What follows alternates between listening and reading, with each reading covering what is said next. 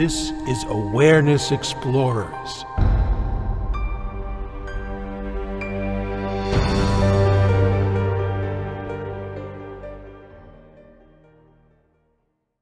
Welcome back, fellow explorers, to Awareness Explorers. I'm Jonathan Robinson, your co-host, and I'm with my friend and co-host, BrianTomO'Connor. And we are honored with a teacher that I've been reading a lot about and hearing a lot about, Lesley Skylar. Hi, Lesley. We're going to do your bio first, and then I'm looking forward to asking you a lot of questions because I hear a lot of great things about you. Anyways, Lesley Skylar is a teacher of spiritual awakening and stable embodied enlightenment. She focuses on helping people move beyond glimpses or initial transitory awakening and opening to and stabilizing in higher consciousness. She had a spontaneous, radical, life-altering experience of Satori or enlightenment, which really shook her world at about age 9 or 10. And since then, she spent many years as a renunciate, living in ashrams and working deeply with direct teachings of enlightenment in both East and West. She has studied and practiced Zen Buddhism, Dogen, and the non-duality teachings of Ramana Maharshi and Nisargadatta Maharaj. She has a degree in psychology, has counseled, and initially worked in peace and human rights endeavors. And Lesley has traveled extensively and lived in many countries around the world. She has 2 grown-up children, and her website is www.lesleyskylar.com. That's LesleySkylar.com. We made it through the introduction, and welcome to Awareness Explorers, Lesley. Thank you very much. Delighted to be here with both of you and with everybody who will be watching today. I'm a little bit familiar with your teachings just because of things on the Finders community and some friends who have taken your courses. And my first question would be, what would you say makes your presentation of your teachings unique, or maybe a different emphasis than a lot of the non-dual teachings that are out there? I'm not sure I would use the word unique. The teaching is not mine. It comes through. I'm sort of given over to the work of teaching. But if I had to point to some difference or emphasis, it would be the fact that I focus on liberation. Many teachings claim to focus on liberation, but there are many different levels or degrees of openness, as you mentioned in my bio, from glimpses to really transitory sort of periods or states of openness. So what I've seen in the course of my own journey and working with lots of people around the world is that there are certain forms of engagement and practice that allow us to stabilize these glimpses and to ultimately liberate ourselves from the conditioned sense of self. So that's where my attention is very much focused on in the teaching. And it really is a process of, you could say, deconstruction. We're looking at deconstructing or deconditioning or seeing through all the limited views and beliefs and conditioning that we hold. So the emphasis I have is on deep engagement. Of course, any teaching can be helpful. If one dabbles a little, you'll get some benefit from it, but not the kind that you're looking for. If you're looking to go really deep or stabilize anything at a higher level, that requires a much more comprehensive engagement with a deep dive into some really deep territory. And when I work with people, I also give direct feedback. I sort of tune into your energy. I can feel as I get to know people where they are, where they might be stuck. And because I've done this journey myself for so long and worked with a number of people, the awareness or the consciousness here has quite a lot of clarity regarding the journey and where the sticking points are. And so that I'm aware too. I see the individual, I see what is causing one to be a little tripped up or plateaued wherever you are, and I also know what is needed, metaphorically, where you are in the journey, and what I could give or share in terms of practice or guidance or transmission-based energetic sort of invocation, as it were. I generally work on all of those dimensions simultaneously to help people really go deep. So it generally will create quite a step change in someone's practice and their life, and all sorts of things might show up that can be a little scary, but it's real. It shows that the work is engaged as very real. So I'm interested in depth, and I'm interested in real liberation. If you ask me any more questions about what is in this deep higher territory, I'd love to say more about that as well. Well, that's such a lovely summary. And as a matter of fact, it actually dovetails with what I was planning to ask as my first question, which was that I've seen that you do make a distinction between awakening and liberation. Sometimes you described it as between opening or awakening and abiding realization. So are there, because a lot of people think, oh, awakening, that's it, I'm there. So there are two steps: you can awaken and then you haven't really seen through the illusion of separate self? Or how would you describe the difference between awakening and liberation? Right. So I'm going to make it a little more full on than what you've just said there. I would say that there are many, many, many layers and levels. This is a journey of infinite consciousness opening to its own beingness. So what you're dealing with is infinity. You're dealing with almost, let's say, we could say infinite levels, but for the sake of our discussion, there are lots of levels and layers, but we can categorize them, we can group them together to make it more understandable for people. So I distinguish between awakening, and within awakening, there can be degrees. Someone might have a very shallow awakening, a little glimpse. Someone might have a really deep, full-on, much more substantive awakening. So the degree, the type, the nature of the awakening is going to put you somewhere, you could say, on a continuum of depth. If it's a tiny little glimpse, I may not even call it an awakening. It may just be the beginning of an opening. If it's really profound and it shifts one's sense of self in a semi-permanent way, or there's a significant shift in not just your imagined sense of self, but actually how you live your life, your choices, your actual perspective shifts. That is a more substantive awakening. So we've got the spectrum already opening up, and there may be different levels, many levels between an initial opening or a deeper awakening, and then that continues, lots and lots of levels, we could say, until that then is stabilized. The, say, deep awakening can then be stabilized into something that opens into the most profound thing that you could ever imagine. It's got many levels and layers and degrees of connection with the energy of the divine, the pure consciousness, the source energy itself.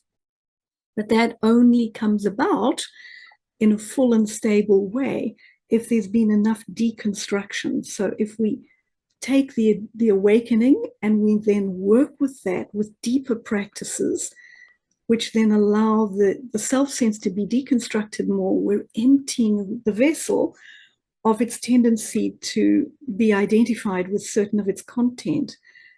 Any identification or attachment with content, thoughts, beliefs, desires, wishes, goals, dreams, the whole of the self-sense, the whole worldview that you're in, that's all content. That has to be fundamentally seen through, which then allows awakening ultimately to potentially deepen and stabilize into something that I would describe as enlightenment. So enlightenment's really deep territory. Not many people get there because people don't really engage in the way that's going to allow them to get there. So enlightenment would be really deep, stable awakening, where there basically is no longer any bondage to any of the content or the self-sense. It's not a state of perfection as such. Human beings, we've got all sorts of little bits and pieces here and there, but it's a very deep, high, very stable, condition, which is not a state. It doesn't come and go. It's not an experience, enlightenment. It is a conditioning or a condition or a vantage point that opens up if sufficient deep and comprehensive work has been done along the Let me path ask of about awakening. that. And I appreciate the different levels, but is the process for how to deconstruct the self similar throughout, or is it different at different levels? I would say there's a fundamental, there's a foundation that I teach, and there are certain practices that are foundational. Those we continue with right from the beginning glimpse right through to enlightenment. But what we will do is we will refine and fine tune the way I help people fine tune the way they're engaged with these practices. So what we're doing is we're deepening and refining. So the way that someone who's a very advanced student or a yogi is engaging in a particular practice is going to be completely different than a way a novice is engaging. It may be the same practice. Take meditation, for example, or the Dzogchen moment-to-moment practice that I teach. But the level and the nature of the engagement can be radically different. So I add layers of nuance and understanding, tweak and fine tune the deepening of the engagement in the practice, which draws you deeper and deeper. Mm-hmm. And then at certain points, I will add certain additional practices that I don't teach right in the beginning. For example, a long and deep look into things like shadow, which are really deep stuck points, you could say really deep blind spots that are very, very difficult to see and create significant impediments to this stable enlightenment that I'm describing. So things like shadow are added. I work more deeply on deeper levels of fear that may not be apparent initially in the journey. Much deeper look and work with the nature of the self sense. So some of the deep territories are not really appropriate for novice or beginning practitioners. So I simply add them in as I see someone is ready and able to go more deeply. I will add certain things to the foundational practices, inquiries in particular, and very deep pointers to actually work with. Yeah.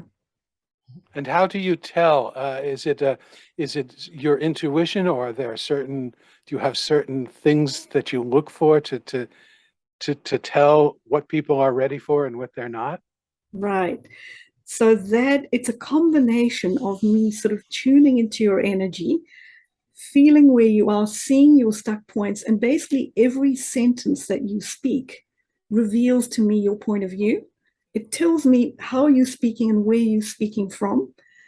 Plus, as you add more sentences, if I'm engaging with someone, I can see what you value, what's important to you. I can see the shape of your worldview, and that also helps me situate you where you are. And of course, your own description of your life and what is happening to you and how your practices are going, together with your own intuitive sense of where you are. Because that's what I do when I work with people. I'm not just throwing things at people. It's a very deep engagement. Like I'm feeling your energy. I'm working with you. I'm connected with you in a very, very deep way. So I'm feeling you, and then people sharing with me. I'm asking them questions.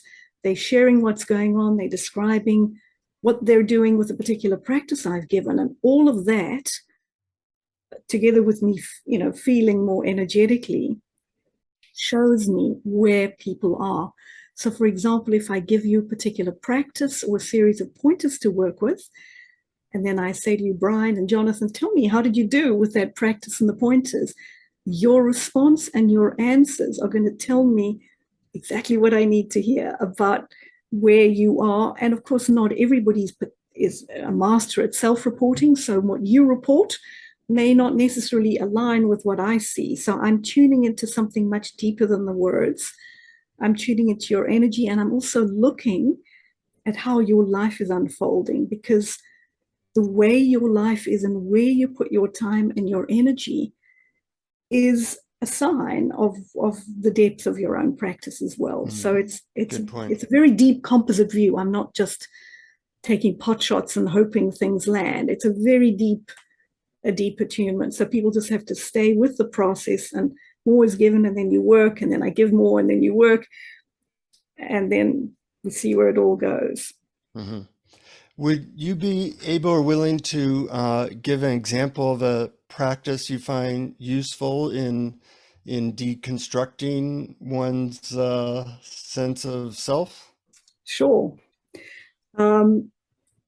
I could describe two very briefly, and I'll try and be very brief. These are all really profound practices, so there's nothing really brief about them. But so I focus very deeply on inquiry when I work. A large part of the conditioning is anchored in the worldview, your belief structure. And beliefs are not only the things you think are your beliefs, but they're actually unconscious presumptions you have as well. Mm-hmm. So with deep inquiry, and I've got various ways that I help people inquire or teach people to inquire more deeply by giving pointers, those focus in on the things that I can see where someone is stuck. For example, if I'm noticing some shadow, I will give particular pointers to go into that shadow to help illuminate it. So the whole process of deep inquiry is about allowing the light to penetrate more deeply, to illuminate what is not being seen. In that illumination, one sees through the contracted or conditioned or bound forces of the condition of the consciousness in you. And then those can be released through a combination of insight, revelation, understanding, and practice. So inquiry is very significant in what I teach. The second practice that I love, and I've got a number of others, but mention another one, is a practice I've taken from my own work with Dzogchen. Dzogchen teachers and masters, Tibetan, Nepalese, so a form of Zen, D-Z-O-G-C-H-E, Zen. It's a silent D, Dzogchen.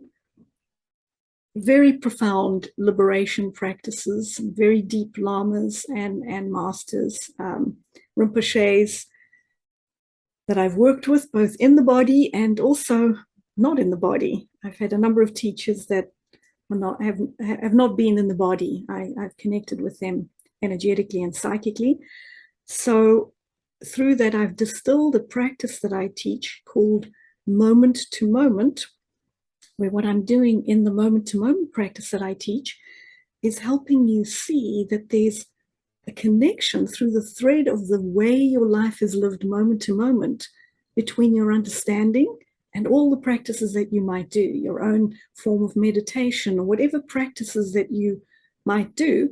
We don't want to simply move away from the depth when we get up off the meditation cushion, or you open to some revelatory territory when you're inquiring, and it's deep and clear, something is deep and clear, but then when you take a shower or you're making lunch or taking the dog for a walk, everything seems to sort of come back down to a much more pedestrian or lower view of consciousness, and maybe the self-sense takes over again. So the moment-to-moment practice is a way of connecting your practices, and it asks you to notice in each moment. Obviously, you can't do this every single second, but every now and again, when you can remember it, you ask yourself a simple question like, where am I right now? Am I more connected with the lower consciousness, the self-sense that I know as Brian or Jonathan, the familiar territory of I am me, and I got all these ideas and views and beliefs, and this is my world, versus something that you might have experienced either in meditation, through revelation, if you've worked with psychedelics, there are a number of different ways that higher consciousness can open, where that view is not the same. So the moment-to-moment practice asks you to remember that you don't need to be pulled into or entangled in a lower consciousness view right now. Right now, there's a possibility that you can relax, surrender, allow your own energy to expand somewhat, and feel a slightly higher vantage point than that limited self that you're in.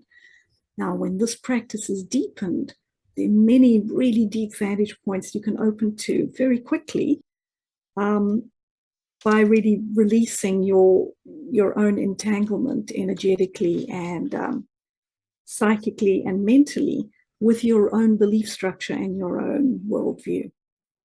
So it's a very, very profound practice, and it's got a lot of depth to it. Does that make sense what I've shared there? Because It does. It does. I normally make take a sense. long time to explain this, but I've tried to do this in 5 minutes. So it makes sense. It really does make a lot of sense. And I really appreciate both of those because a lot of people have the idea that all the work is done while they're sitting on a cushion or in their chair meditating. And then they're surprised. Then you hear this over and over again. And then as soon as I stopped meditating, or as soon as I left the retreat, you hear this kind of thing over and over. And the practice of noticing moment to moment throughout the day, I think is a beautiful practice. You know, you and I had several emails back and forth. It made me think, how is Lesley experiencing the emails differently than I am? Because I am pretty good at meditating and sinking in when I'm not doing something. But as soon as the doer comes in line, I have 50 emails I got to get through.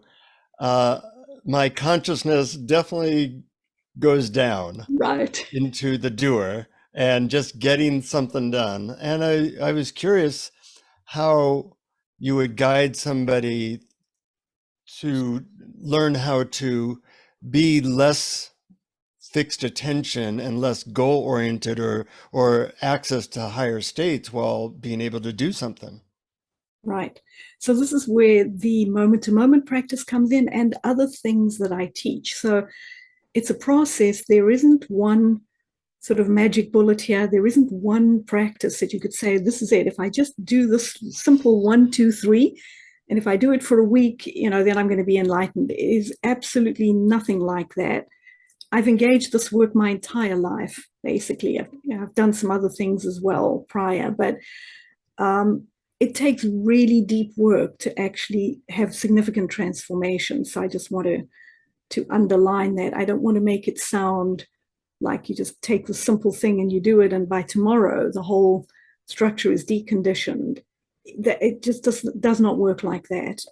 So if one wants the real deal, the real work, one's got to engage at some depth. And so what that would involve would be to create a practice which has enough stillness, not only meditation. There are various forms of stillness practice where you want to create space for yourself every day to align and attune to the deepest part of yourself. Of course, you're practicing that to some degree when you're meditating, when you're inquiring, and this moment-to-moment practice I'm talking about. Because if there's too much time in a given day spent in the task mode, in the doer, what you're doing basically is reinforcing the self-structure in that doer mode. It's a very different vantage point than the deeper territory. So if one's life is too busy, if you're literally running from activity to activity, and you've got a little meditation here and there interspersed, you are spending a lot of your energy basically reinforcing your self-structure. Every moment that you live through the self-structure is a reinforcing of the self-structure. So spiritual practice is designed to create more space in your life, to kind of give you time and space to attune to something deeper than that. Then every moment you're attuning with something deeper, you're creating the space for the higher consciousness to flow more fully. So your degree of entanglement in the doer energy is going to be a function of how your practice is structured. Mm-hmm. If there's too little stillness and too little deep practice, it's going to be very hard to do the moment-to-moment practice or to be clearer when you've got the doer energy going. So for those who are serious, you change your life. That's why people go off to ashrams and retreats and one doesn't have, and caves. One doesn't necessarily have to do that, but you do need, I would say, if you want to really go deeper, you do need to create a little more space in your life for that. So if you allow more time in your day for stillness and then incorporate the moment-to-moment practice, which is a remembering that there's a different possibility here. It's not just the slipstream of my conditioned consciousness.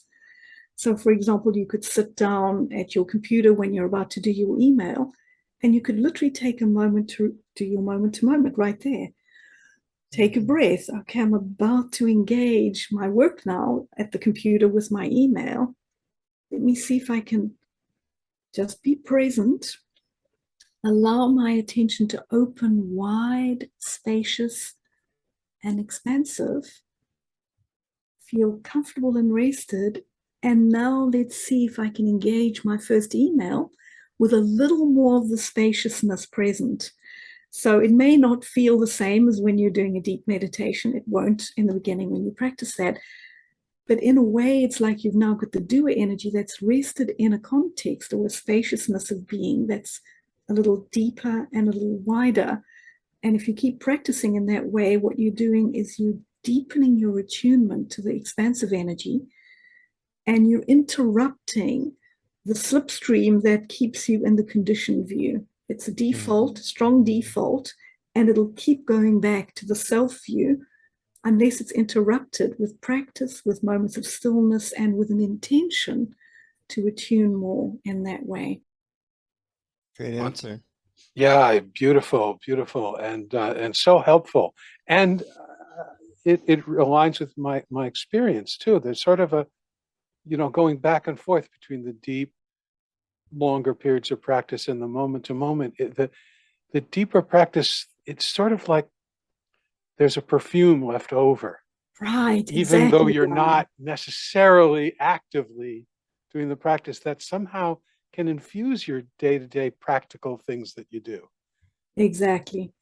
And then one just leans into your practice overall to deepen that. So there are more moments of remembering or the moment-to-moment practice in the day, which will then gradually over time deepen that perfume. So the perfume doesn't linger just for a few seconds or a minute.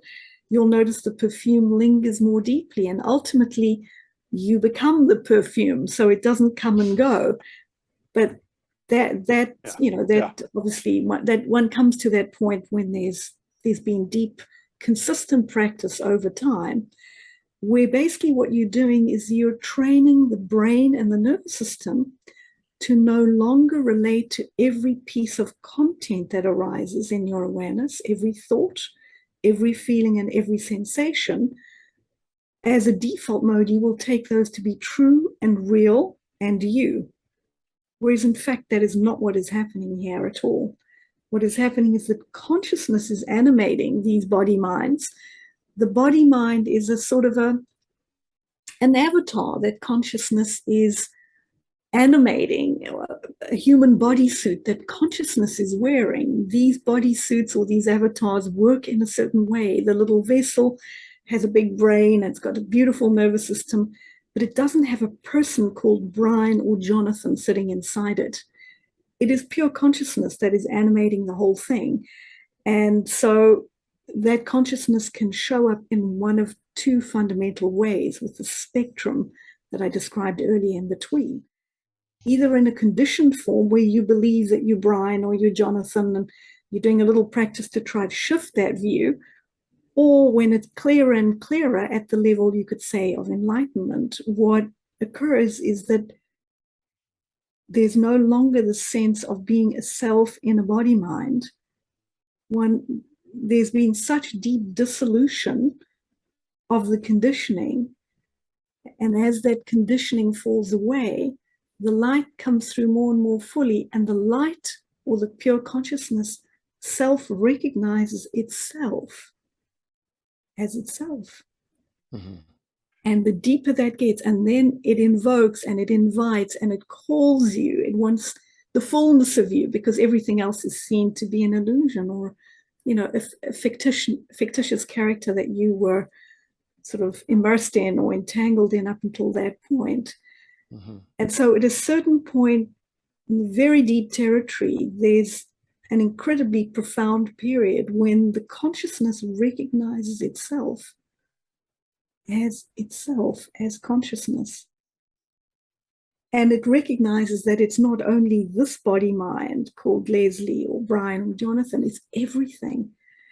It's as if it recognizes, or it remembers, or it realizes that this body mind or this avatar called Lesley or Jonathan or Brian are simply three portals or ways through which the consciousness views or experiences itself in reality. But it's doing that on infinite levels all the time. It's omnipresent as every form and the formless simultaneously.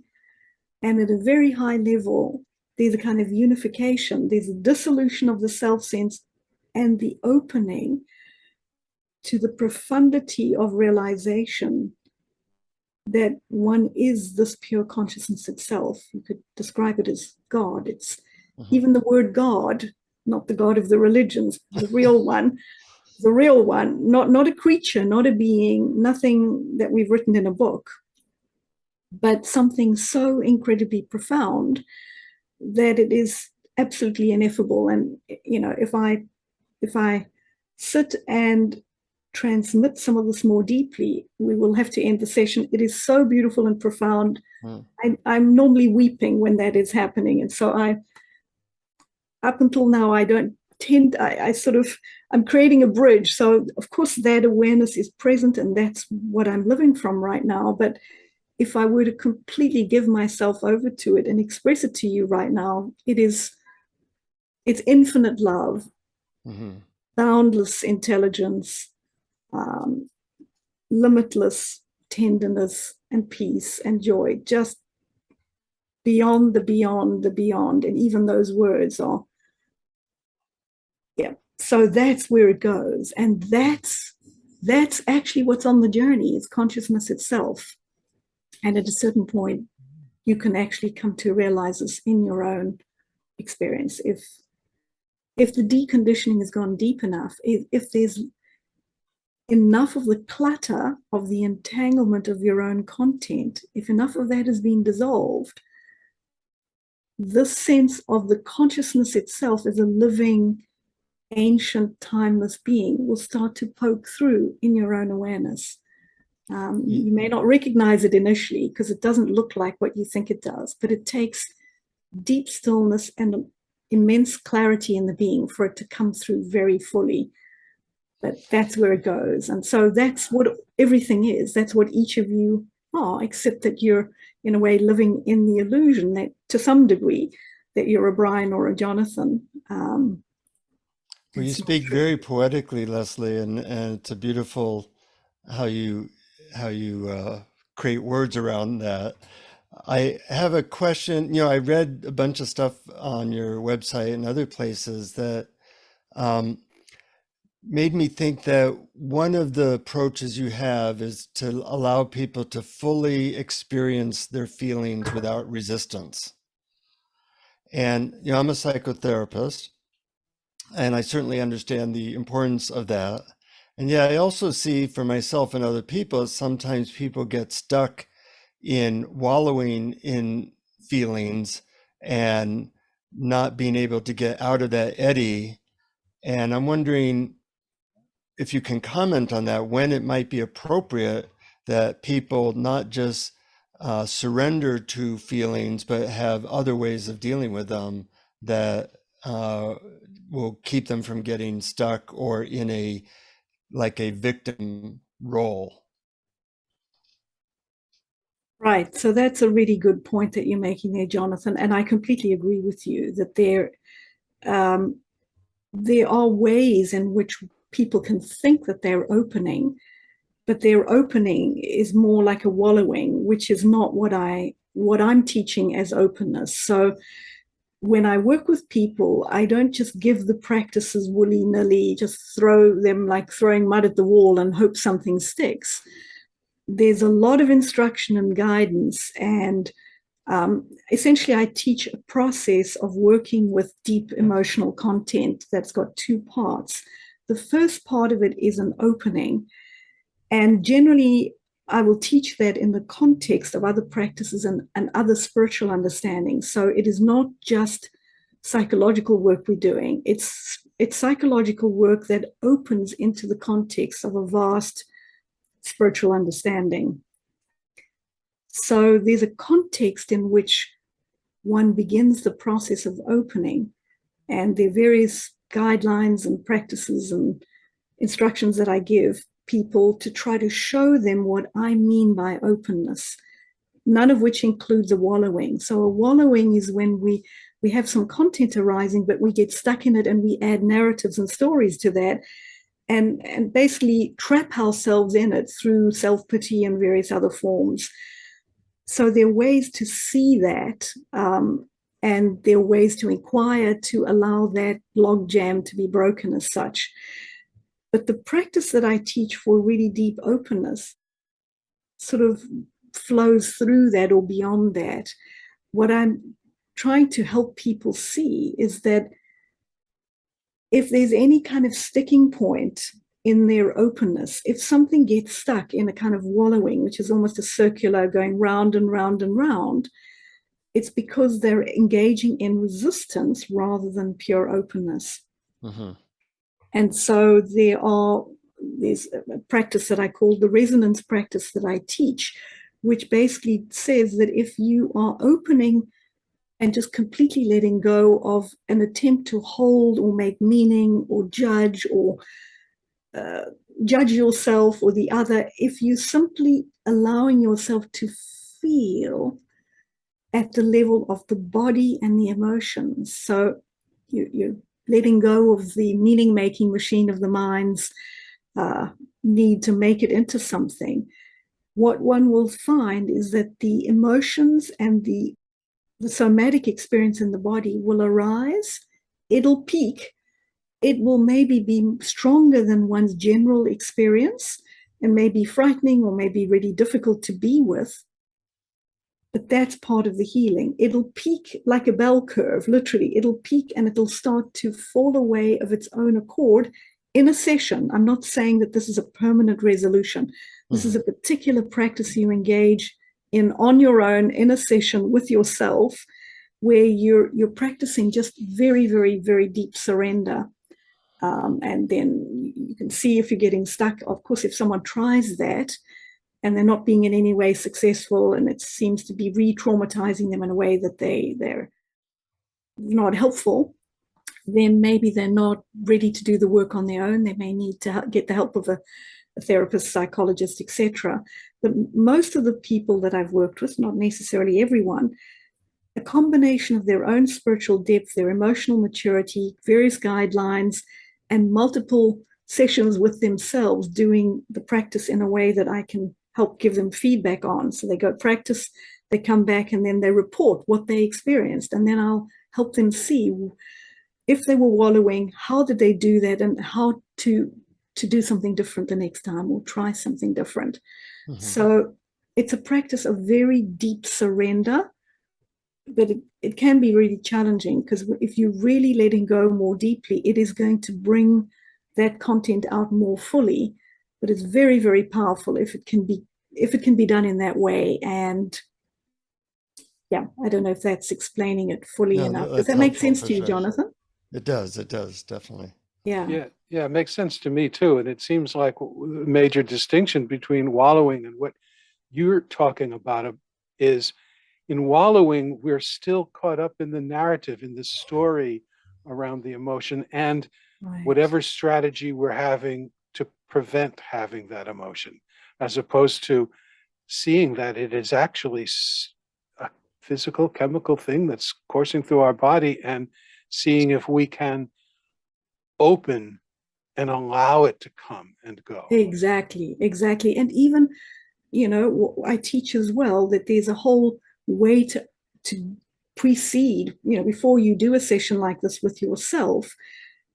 I have some material that I share with people and various instructions about welcoming what's there with a kindness and a loving energy.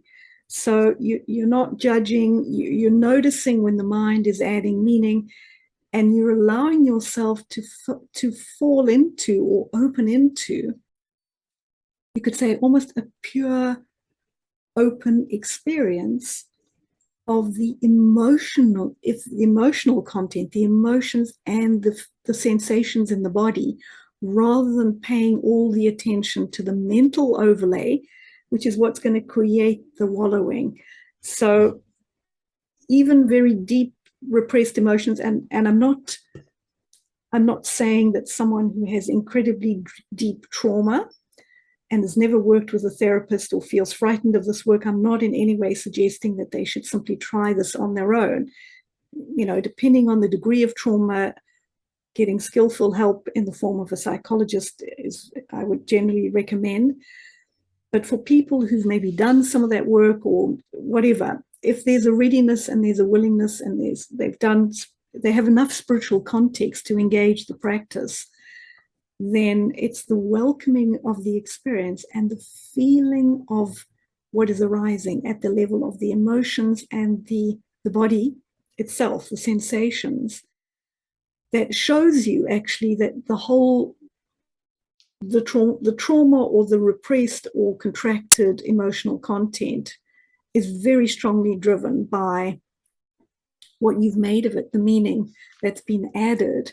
And some of that is not done consciously. If one has had a very difficult experience or some traumatic event, that is almost etched into the being on levels that go really deep, including the nervous system and the brain. It's, there are different neural pathways that have been created. So I don't want to minimize the work that a therapist might need to do to help someone if they've had, if they've got really deep content and trauma that they can't deal with. But spiritually, as I say, if there's a readiness and if there's an ability, there's a way to engage it where you welcome that content, and then you notice how much of your general experience is pure resistance.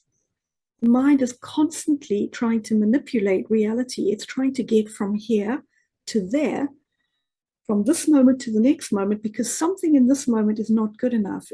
There's something missing. There's something amiss, even if one is not dealing with trauma or you're having a really beautiful and pleasant experience. The mind will try to either hold on to that, or now it's afraid that might be lost. So there's a constant underlying dynamic that I call the push-pull. It's described in Buddhism. The Buddha had it in his 5 poisons. He listed it: aversion and craving. Exactly. That's the dynamic of the self. And that's very, very involved. That dynamic is very involved in the processing of emotions. It's just a deeper form. Great answer. You mentioned earlier about beliefs, and we have so many beliefs that trap us in illusion of various kinds. How do you help people to see the beliefs that are particularly creating trouble for themselves? Okay. So when we're having a discussion like this, and anyone in your audience who's listening, if we're discussing something and their experience doesn't align or match with what we're discussing, or something I'm sharing, or a pointer or a teacher that they're working with, or some deep spiritual text that they're working with, if your own experience, if your own understanding, if your so-called belief structure or your worldview is not in alignment with what the teacher or teacher is pointing to, that immediately shows you there's something going on there. What is that? The teacher's pointing to something that is higher. It's a deeper view than the one that you have. What is causing or creating your low or limited view? It's generally a series of what you could describe as beliefs, assumptions, identification with parts of the self, presumptions about the nature of reality. So the moment you engage in deep work and deep inquiry, you'll start to see these things right away. The teacher says X and your experience is Y. The gap between X and Y is fundamentally your belief structure, which has got to do with how you've been conditioned. Your belief structure is not something that you've created consciously. It's very, very complex, and it comes from all the different experiences you've had in the course of your life. So that's one way of seeing it. There are all sorts of other ways of pointing. For example, there's certain categories that I'm aware of that create very big sticking points, and I've mentioned a number of them already in our discussion. Things like fear, things like inexperience, all sorts of conditioning that you might have learnt about, or you might have had happen to you through your family upbringing, your education, shadow, blind spots, your own defensiveness, what you think the self is, what you think the nature of reality is. Any of those categories, if you go into any of that territory more deeply, take a few deep pointers and inquire, it'll start to reveal to you that you're not just relating to reality, it's as if it's a blank slate or some kind of empty thing, or no, there's a whole lot of filters that you are using, not consciously, they arise automatically, that constitute your worldview. Those we need to see those. And so a combination of inquiry, working with a spiritual teacher, comparing deep teaching or the spiritual teacher's experience with your own, what accounts for that gap is going to be your belief structure fundamentally. And then there are ways of course, that's big territory. You know, which beliefs in particular then? You might then look at key habit patterns in your life or key patterns of conditioned behaviors, speech and action in your life. When I teach, I often refer to that as looking for where your dragons are. Of course, there's lots of areas of your own belief structure and conditioning, but if you look for the biggest ones, what's coming up in your life right now? Are there certain deep patterns of engagement in life that show up? Are you frequently having problems with money? Or is there some addiction issue? Are you having difficulties in relationship with others? Do you have a lot of self-doubt? Do you commit to practice but then not do it? Can you see these? I'm just giving you some examples. So you look at a combination of what the teacher's pointing to, the gap between the pointer and how you're living, as well as what's coming up in your life. And through that you distill, and this is where the teacher can help you very significantly. I'll point out to people, go look at this, focus on that, look at this, because these are your big dragons. If you then go into those areas, you will be able to see through a combination of understanding what the higher or right view or clearer view is, which is what spiritual teachers teach. When I'm teaching people, when I'm speaking, what am I doing right now? I'm challenging your belief structure right now as I'm speaking. Anything that you disagree with, okay, that'll be interesting. Or something I might say that you feel, oh, I've never thought about that in that way before. I've never experienced that. What is that showing you? That's showing you aspects of your belief structure or maybe in experience that you could then go into more deeply through inquiry to let go of those beliefs that imprison you in a more limited view. That makes total sense. Yeah. Something I'm curious about that you mentioned a couple times earlier, that one of your teaching methods that you use is transmission. And I'm very curious as to how that works. Is it because everything that you've described so far has been sort of instructional, practices that I can do, but this seems different. Right. So the transmission is not something that is controlled by the individual teacher. The teacher is a vessel. So this vessel is given over to higher consciousness to teach. So that transmission comes through the clarity. You know, if I had a lot of egoic content in the way, it would limit the degree of the way in which that consciousness can flow through the vessel. So there is no personal I that is controlling it. It's not a magic wand. It's in fact not magic. It's really pure higher consciousness that is working in a very, very profound way. So for example, the fact that we're having this engagement together, guess what created that? You might think, well, Jonathan and Brian invited Lesley, and so you created it. I'm going to tell you, you did not. It's consciousness playing in these different forms, and it's invoking and pulling into its view, its life, through these different avatars and these different beings, what it needs and what it wants to further explore or open or experience itself at higher and higher levels. So it's not just something that comes through this physical vessel of a Lesley. It's working in the whole field. And of course, the closer one is to that teacher, it can be quite it's quite a hot energy, that I will say. It's going to generally it's going to shake things up in your life. And so am I sitting here as Lesley trying to say, well, Jonathan and Brian, I need to shake something up, or something else I'm working with? It's not under the conscious control of a being called Lesley. In fact, that doesn't exist in the way you think it does. It's using this vessel to communicate and to work with people. That's what it's doing right now. And it's doing that on a multidimensional level. It's not just through words or some kind of energetic transmission. It's doing it through the fullness of your life and being. You might suddenly notice some things come along in your life, that's generally what happens when people engage the work more deeply. They start to notice that it coincides with some things happening in their life.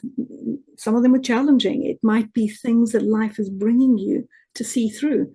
These dragons that we're speaking about, yeah, they'll start to come up. And of course, through my words, I'm invoking that in a particular way, quite consciously. And so the energy and the connection with people doesn't only occur when there's a direct communication, as we're doing right now with the two of you and with all these beautiful beings who are your audience. That occurs even when the Zoom call ends. And so it's very, very profound. It's the whole field that is interacting with itself from a very high intelligence, and it's using this particular teaching vessel in a way to kind of orchestrate certain things, but not like a magician. And it's not me that's doing it. I'm a vessel for that. Right. It sounds like what we really are and what you really are is the same thing, and we're sort of talking to ourselves. Exactly. You've invited me to speak to you because I'm yourself, maybe in this form, through this body mind. It's open to something deeper than that body mind is open to, but basically you're talking to yourself right now at the highest level. And that self is not actually a self at all. It's divine energy, it's pure consciousness, and it is supreme, unlimited intelligence. And it's not a physical form. It's very, very, very profound. So there are no limits to how it can work. And if there's openness in the vessel that I'm working with, very profound things can move really fast. But generally what happens is there's a lot of resistance that arises. Obviously, people get frightened, and that's fine. Yeah. Well, Lesley is giving such poetic answers. We do want to leave time for you to do a guided meditation, but I also want to say if there's anything that you feel must be said that we didn't ask or you didn't cover, that now would be a good time to do that before the meditation. Right. Well, I have millions of things I could say, and I love Exactly. to say. It's kind of an absurd request. Yeah. Maybe one or two, to try and limit that to one or two. Whatever you think this work is the spiritual work. One thing I can assure you is it's infinitely deeper than anything that you think it is. It is infinitely more profound than anything you can conceive. It does not work on the level that a human being understands. It cannot be known with the mind, which is why we deconstruct, and that doesn't leave you in some kind of vegetative state. It leaves you with a vessel that is clear, where the gray matter, the brain or the mind, the nervous system and the vessel is used as, so you could say, a conduit or a channel for pure consciousness itself. How it differs from a channeler is a channeler is generally channeling maybe something slightly higher in terms of energy, but the channeler itself is just a vessel and isn't open to and maybe knowing or being that higher consciousness itself. That's the distinction between channelers and essentially what I'm doing, or what this territory of enlightenment is about. The fullness of the enlightenment is an awareness that oneself is the whole thing, together with everything else. It's not just like something is being conducted through this energy. It's a living, alive transmission of eternal, ancient being that is your very own self. And so it's speaking many times to the depths of your being that already knows this. This is a process of remembering. And of course, this looks like you because here I've got hair and I'm wearing a top and my name is Lesley. And I can assure you this deep territory, just because I might look like you or another teacher might look like you, it is a vastness, a profundity without words. And, you know, when we use terms like ineffable, it's for good reason. It literally, in the deeper territory, the words dissolve. The words are not there. You will hear that I start, like even now, to become sort of somewhat incoherent, even though it might sound like I'm very coherent. I'm only that because I teach people, and so I've learned to kind of show up in a particular way. But in the very deep territory, it transcends existence and non-existence. It's a whole other world. It's a complete other world, and it's a world that I invite, not that I need to invite, but this is part of what I do, is to try and inspire and invite people to discover themselves at a deeper and deeper level, a deep dive into your own consciousness. So nothing you can do in this lifetime comes anywhere close to this. Profundity beyond words. So anything you think you've come to already, my encouragement to all your listeners would be find a teaching or a teacher that you feel good about and dive in more deeply if that feels like you move to. That sounds wonderful. And perhaps we can dive more deeply by you leading us in a guided meditation. Perfect. That sounds very good. Great. Very happy to do that. Okay. So I invite everyone, Jonathan and Brian, and everyone listening, in whatever time frame you listen, we're all together, we're here right now together. Close your eyes, take a few deep breaths, and allow yourself to be present right here, just relaxed. We're not trying to do something weird or special, just very deeply relaxed. There's nothing that you have to do for the next 10, 15 minutes as we do this guided meditation. You can come back to any of the doing that you need to do later. But for right now, take these deep breaths, relax, and just be present here in a way that feels soft and expansive, as if you're dropping down into the depths of your own consciousness. So I often use metaphors when I'm doing a guided meditation just to help give you a more poetic sense of what this is and what you're doing to help take you deeper. So this is all a metaphor, but feel free to just feel it and resonate with it rather than take it into the level of your mind. So allow your being to just move with me as we sit here together.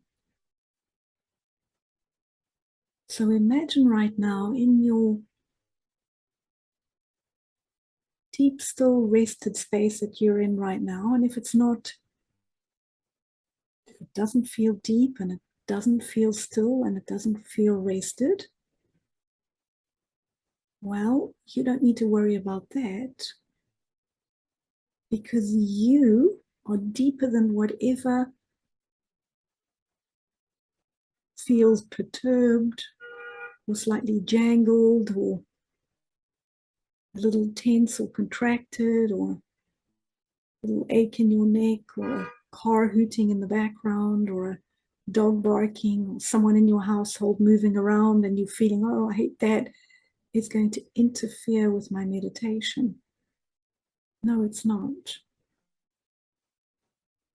The stillness that you are is deeper than anything that's going to arise as we're sitting here together right now. So if something feels restless in your being, your body, your mind, your emotions, and you feel, well, I'm not following along very well, allow that restlessness or whatever's there to be there. You are deeper than the restlessness that's there, and that's the part of you that I'm speaking to right now. That part is always there, you're just not conscious of it because so much of your attention is on the surface of your being, in the doing and all of these beliefs and ideas about yourself that in a way trap your consciousness or seem to keep it entrapped at a much more shallow vantage point. So whatever is arising right now, whatever it is totally fine. It's totally perfect. And underneath and prior to that is a stillness beyond words, right here, right now, for everyone.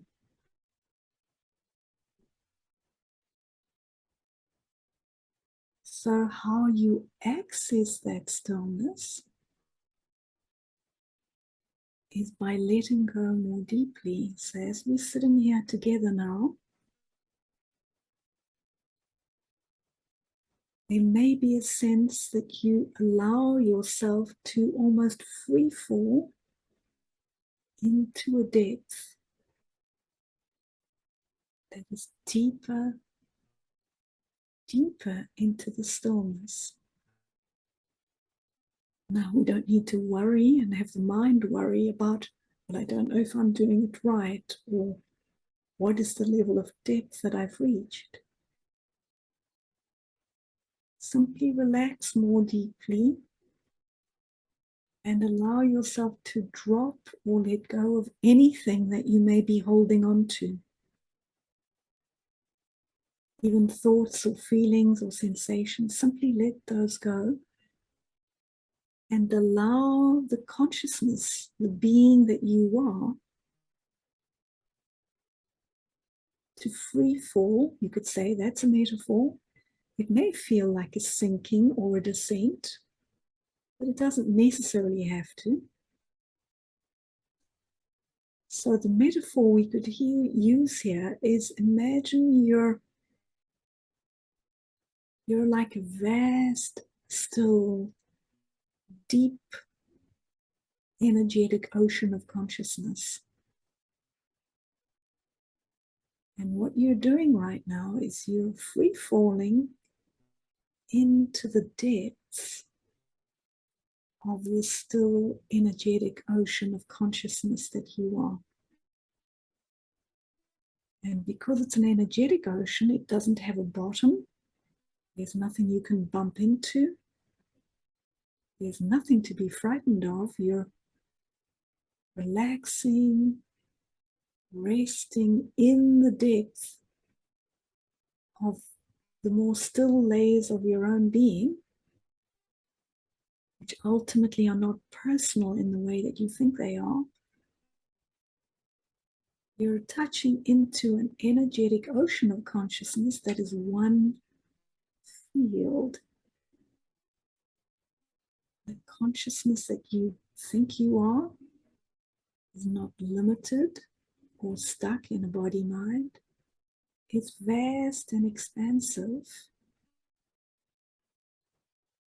And you're simply allowing yourself to be even untethered, or allow the binding force to the body-mind to just relax.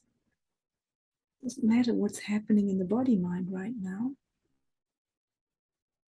Open into this soft, still space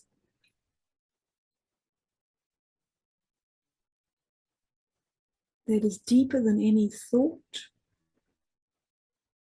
or meaning or commentary the mind might make, or emotion or physical sensation in the body.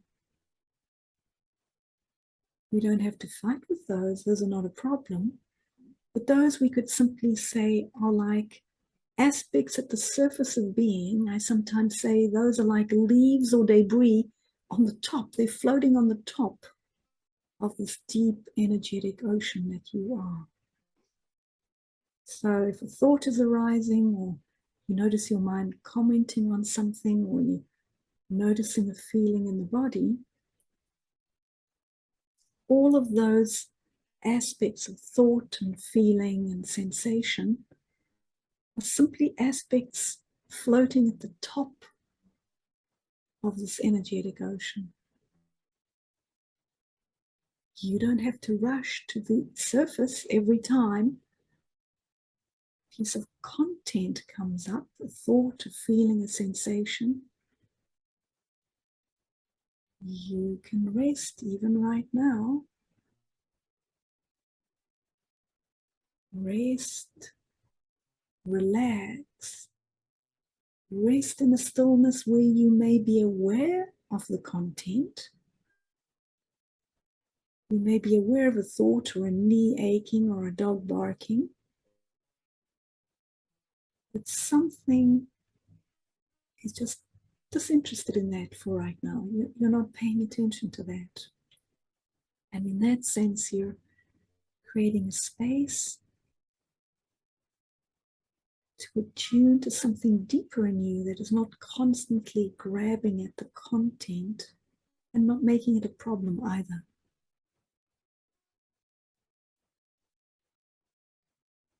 So as we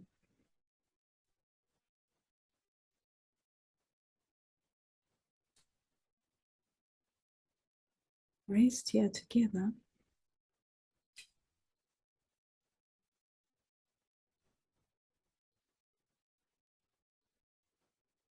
you might sense or feel or notice the beauty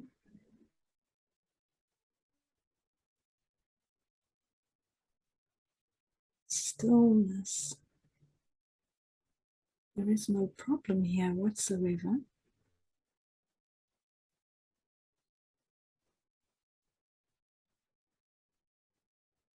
And yet you might be aware of things arising. But deeper than that awareness is the stillness.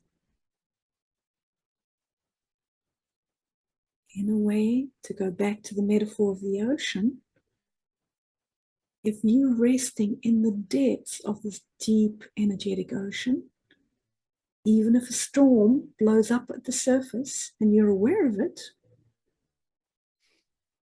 there could be a typhoon, a hurricane blowing on the surface, but is it impacting the depth of this energetic ocean? It is not. It doesn't mean that everything will disappear from your view and there's zero content, zero thought, zero sensation, and zero feeling. It might be, but that doesn't have to be the case. You're aware that there's a storm blowing up at the surface, but you are resting in the sanctuary and the spaciousness of this depth.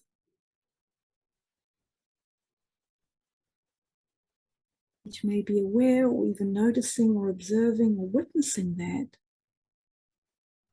but over time less and less entangled in that. There's a relief here, there's something very precious and very beautiful. It's very hard to put words to. We don't need words. Just allow yourself to be that spaciousness.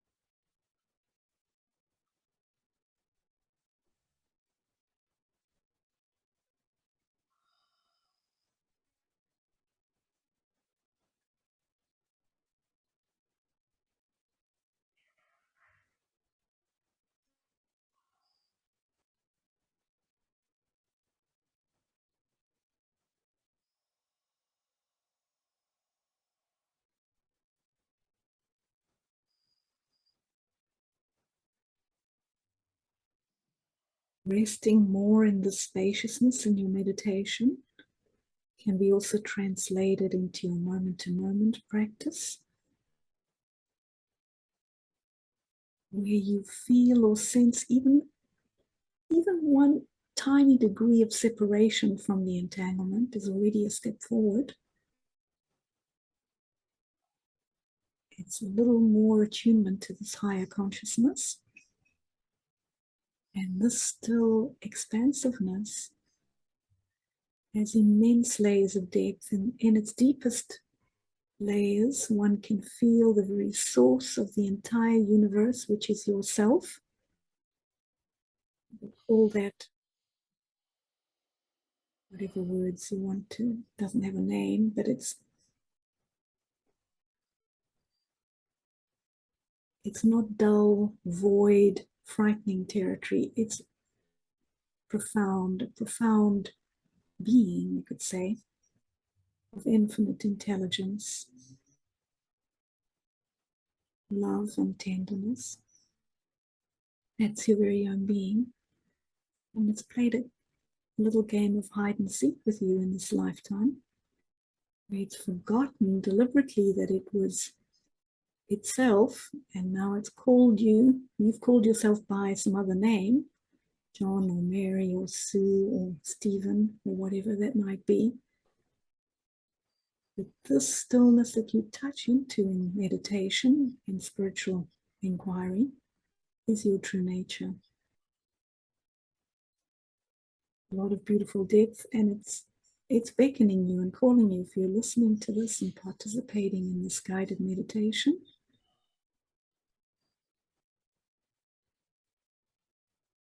it's inviting you to go deeper and meet yourself on a deeper and deeper level.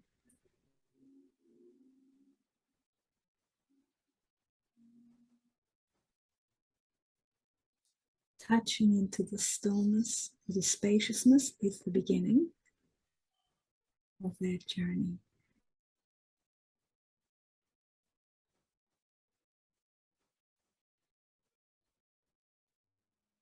So we will just maybe spend another minute or two just resting and relaxing in the spaciousness, no matter what may be coming up.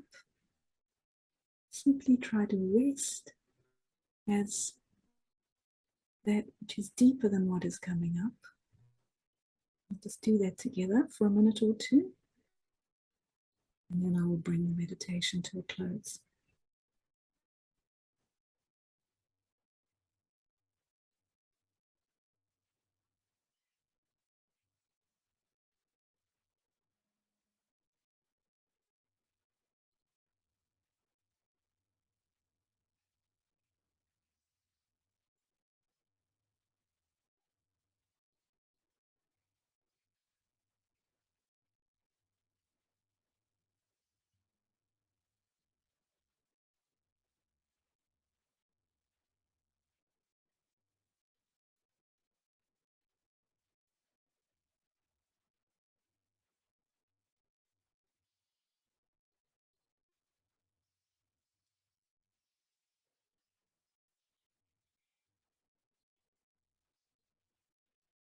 Well, thank you, Lesley. That was beautiful. It's a little hard to talk now, but I really appreciated the depth of that meditation. And people can find out more about you at lesleyskylar.com, LesleySkylar.com. We are honored with your presence and all the great things you said. And any last words, Brian? Well, I really feel that you've offered our listeners an open-hearted invitation, and I'm really grateful for that. So thank you for joining us. So I'm having a hard time putting thoughts together now, but I want to thank you. We also want to thank our Patreon supporters. And if you're interested in supporting the podcast, go to patreon.com/awareness explorers and tell you how we can give you extra stuff and amazing interviews like the one we just had with Lesley. And any last words, Brian? Because I'm not very verbal now. I know exactly how you feel. This does sometimes happen after these beautiful and deep meditations that somehow words seem inadequate. But thank you, as always, the best. And as always, keep exploring. Much love and Keep exploring.